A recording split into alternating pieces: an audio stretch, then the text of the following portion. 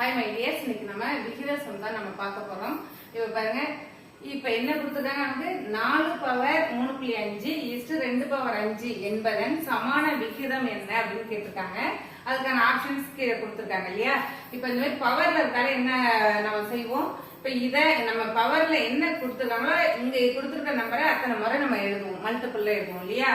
இப்ப பாருங்க, இப்ப 3.5னா என்ன அர்த்தம், 3 அப்படின்னு அர்த்தம். 3.5னா 3ன்னு அர்த்தம்.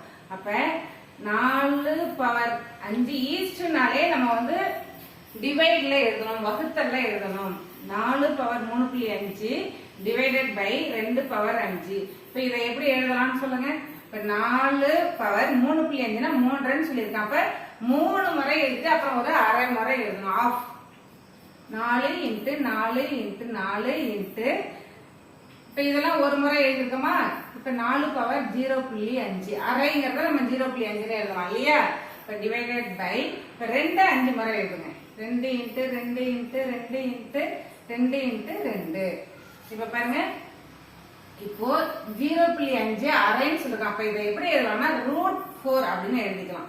இப்ப பாருங்கம்மா, 1 2 is to 2 2s are 4, 1 2 is to 2 2s are 4, 1 2 is to 2 2s are 4, 1 2 is to 1 2 is to 1 2 is to 1 2 is to.